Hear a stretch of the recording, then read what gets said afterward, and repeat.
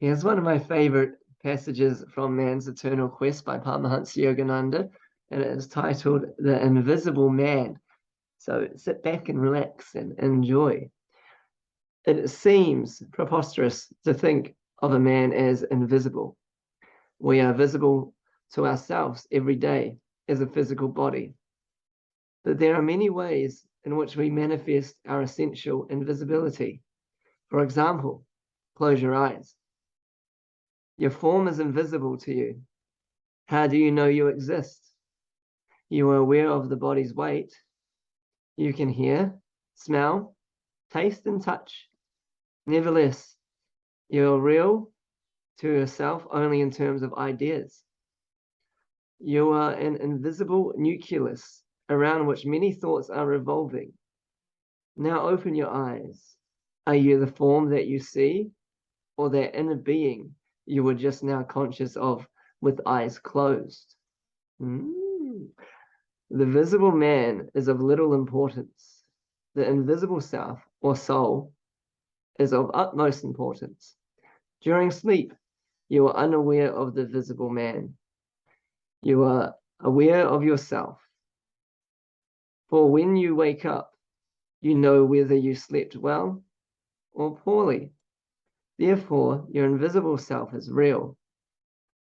Take that away, and your outer visibility is meaningless.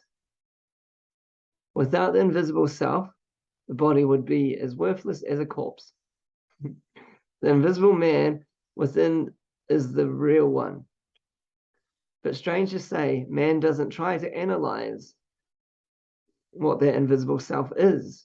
He is so interested in the form he can see, thinking constantly about his physical appearance and well-being. He doesn't stop to reason out that the inner unseen self is the reality. Within the physical body, yet invisible to physical eyes, is the identical body of light, the astral encasement of the soul. If one of your fingers has been cut off, you still feel as if that finger were there. Anyone who has lost a limb knows that sensation. There is an invisible astral counterpart for all the bodily parts. Behind your physical heart is an invisible heart. Without it, your visible heart would not beat. You have invisible organs of sight and hearing, an invisible brain, invisible bones and nerves. These parts, tissues of light and energy, constitute the astral body of the invisible man. The astral body looks exactly like the visible one, except that its form, being made of light and energy, is exceedingly subtle. If you are physically afflicted, you should not say, my sight is gone, or I lost their hand. Your invisible eyes and hands are still present. Though your physical arm may be paralyzed, or your invisible arm is not disabled. Never believe that the invisible organs are in any way affected by disease of the physical organs, because your negative thought would impede the flow of intelligent life energy into the physical body parts. Electrical currents are passed through a wire, which is more important, the wire or electricity. The wire exists merely for the passage of the electricity. The electricity does not exist for the wire. So the body exists for the use of the invisible man, the soul, not he for the body. However, the physical body must be in a certain condition for the invisible self to remain there. What a pity that this invisible self is tied to the body. If it were not, we could go walking on the water, fly in the sky, and come back into the physical body again. The astral body of the invisible self has sensory perceptions much greater than those of the physical counterpart. Man has invented machines that in some way are better than the physical body, which has many limitations.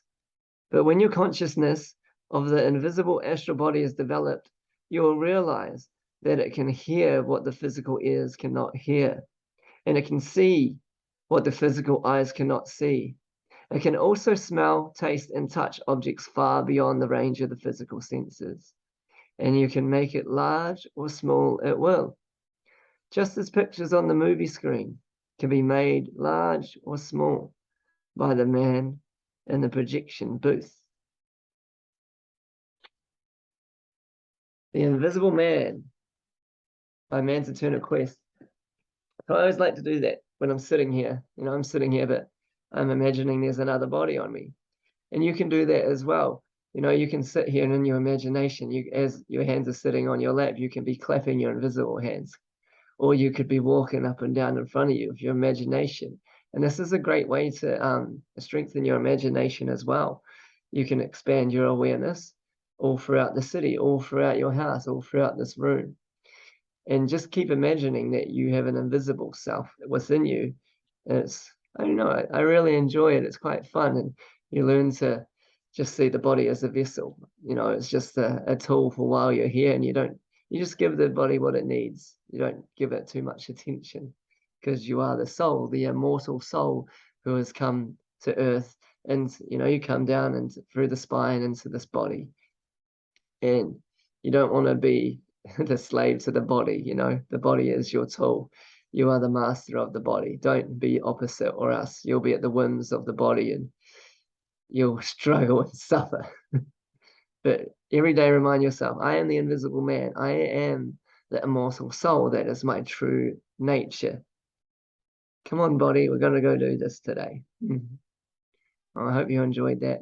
My name's Gareth Fleck, and I love you. May peace and infinite love be on your soul. Goodbye.